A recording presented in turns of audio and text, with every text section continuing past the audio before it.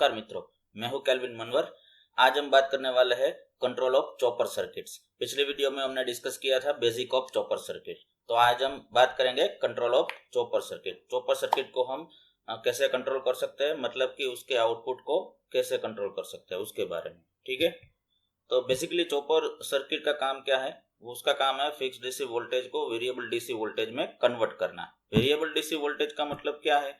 मतलब कि आपका इनपुट फिक्स वोल्टेज है सपोज, ठीक है, उसको हमको इंक्रीज करना है या फिर डिक्रीज करना है। ठीक है, उसके लिए हमें इस चॉपर सर्किट की रिक्वायरमेंट होती है। हम चॉपर सर्किट को यूज करके वेरिएबल डीसी वोल्टेज आउटपुट में ऑब्टेन कर सकते हैं। तो ये कंट्रोल सर्किट को समझने से पहले हमें कंट्रोल की रिक्वायरमेंट क्या है ये समझने के लिए हमें प्रिंसिपल पढ़ना होगा, मतलब कि हमें इसको समझना होगा, जो ऑलरेडी मैंने पिछली वीडियो में समझाया हुआ है, लेकिन मैं फिर एक बार रिवाइज करवा देता हूँ।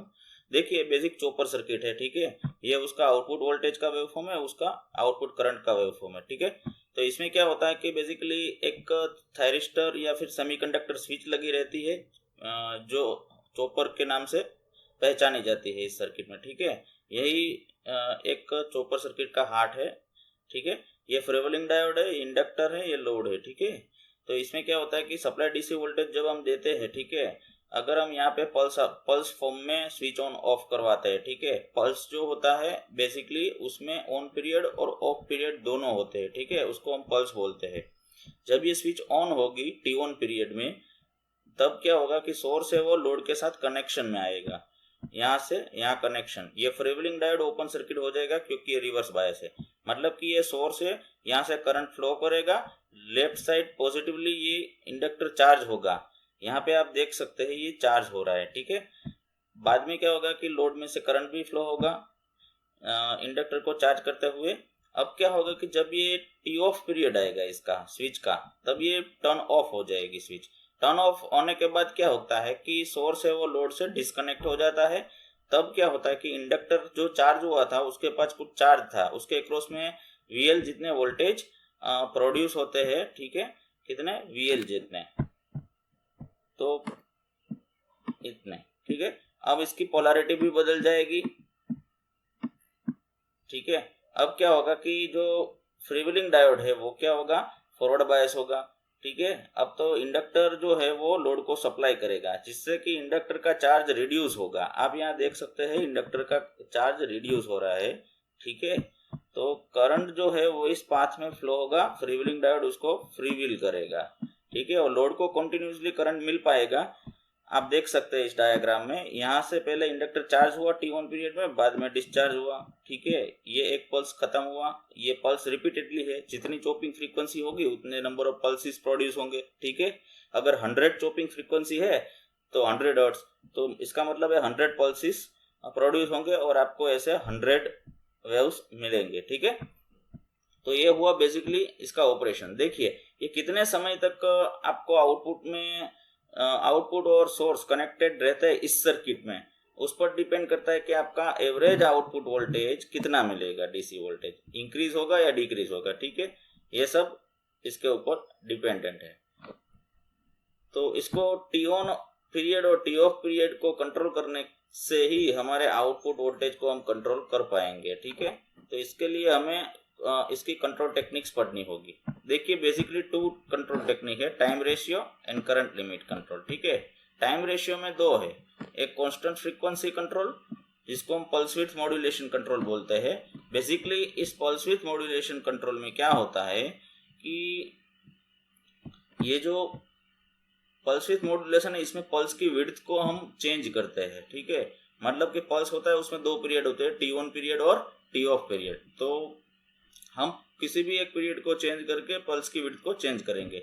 लेकिन इसमें क्या होगा कि यहाँ लिखा हुआ है कांस्टेंट फ्रीक्वेंसी कंट्रोल, मतलब कि जो आपका पल्स का टाइम पीरियड है वो कांस्टेंट रहेगा, टी पीरियड इज कांस्टेंट। ठीक है, अगर आप टी ऑन पीरियड को वेरी करते हो, इंक्रीज करते हो, सपोज फॉर एग्जांपल इस मेथड में, कांस्टेंट फ्रीक्वेंसी कंट्रोल मेथड में, अगर आप टी ऑन पीरियड को इंक्रीज करते हो तो बाय डिफॉल्ट जो टी ऑफ पीरियड है वो डिक्रीज हो जाएगा ऑटोमेटिकली। ठीक है, और टी पीरियड कांस्टेंट रहेगा।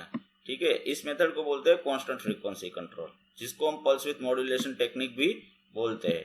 अभी देखिए दूसरी टेक्निक है इसमें variable frequency control. Variable frequency control में क्या होता है, इसको हम फ्रीक्वेंसी मॉड्यूलेशन कंट्रोल भी बोलते हैं। देखिए क्यों बोलते हैं फ्रीक्वेंसी मॉड्यूलेशन, क्योंकि यहाँ पे टाइम पीरियड टी है वो वेरी होगा। इस टेक्निक में हम क्या करेंगे वेरिएबल फ्रीक्वेंसी कंट्रोल मेथड में कि सपोज हम एक कंडीशन लेते हैं जिसमें हम टी ऑन पीरियड को फिक्स कर देते हैं, ठीक है, उसको चेंज नहीं करेंगे। हम टी ऑफ पीरियड को इंक्रीज करते हैं या डिक्रीज करते हैं, उसके मुताबिक आपका टी पीरियड इंक्रीज होगा या डिक्रीज होगा।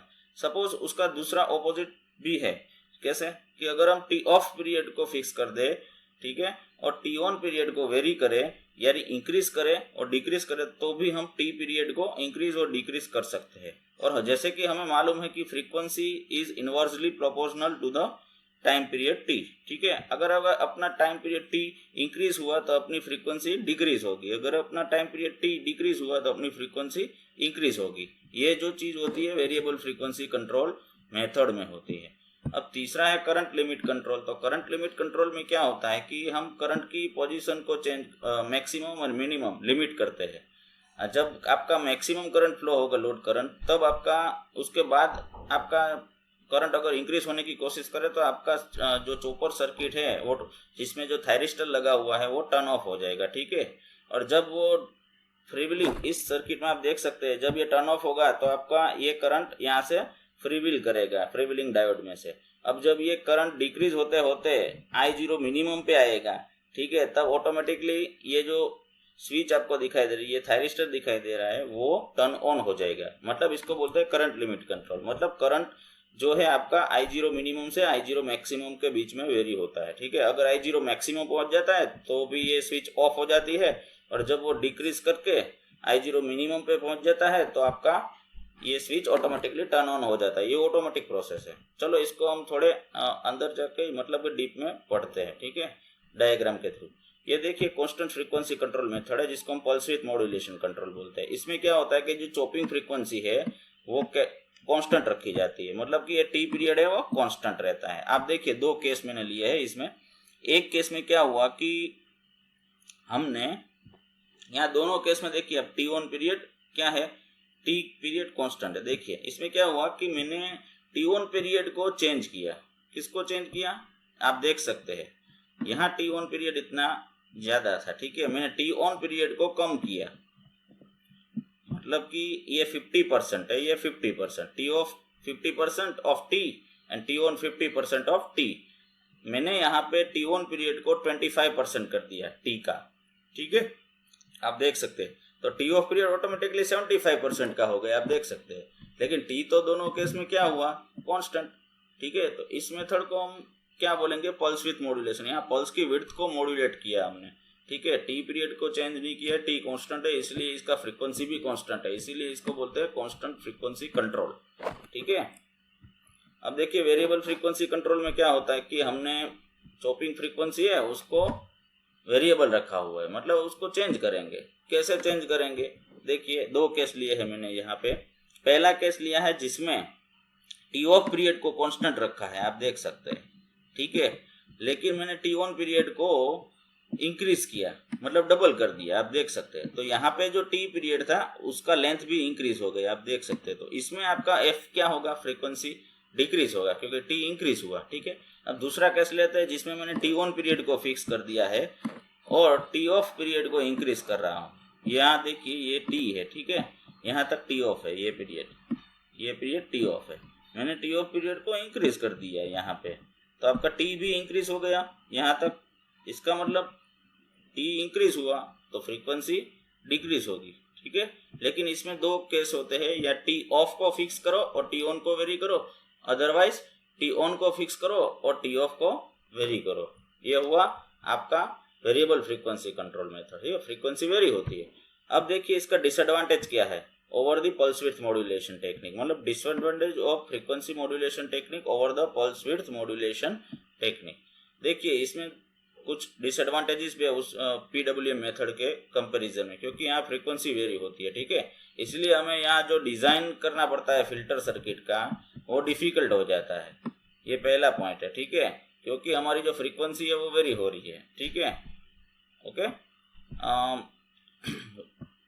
The load current become discontinuous, if the chopper on time is keeped higher than chopper off time, मतलब कि यहाँ पे अगर हमने ऑन टाइम ज़्यादा रखा हुआ है ऑफ टाइम से, ठीक है, तो चॉपर का करंट जो होता है वो डिसकंटिन्यूस हो सकता है, ठीक है, इसीलिए। तो ये दो डिसएडवांटेजेस है फ्रीक्वेंसी मॉड्यूलेशन टेक्निक के ओवर द पीडब्ल्यूएम मेथड, ठीक है। अब देखते हैं करंट लिमिट कंट्रोल। इसमें क्या लिखा है कि maximum current and minimum current okay can only pass through the chopper, मतलब कि थायरिस्टर, बराबर। It is called the current limit control. अगर आपका करंट मैक्सिमम है, ठीक है, तो चॉपर बिकम्स ऑफ। अगर आपका करंट मिनिमम है तो chopper becomes automatically turn on, ठीक है, एज पर द ऑटोमेटिक। तो ये भी यहाँ पे आप डायग्राम के थ्रू देख सकते हैं। देखिए यहाँ मिनिमम है तो चॉपर ऑन हो गया, टी ऑन पीरियड, ठीक है।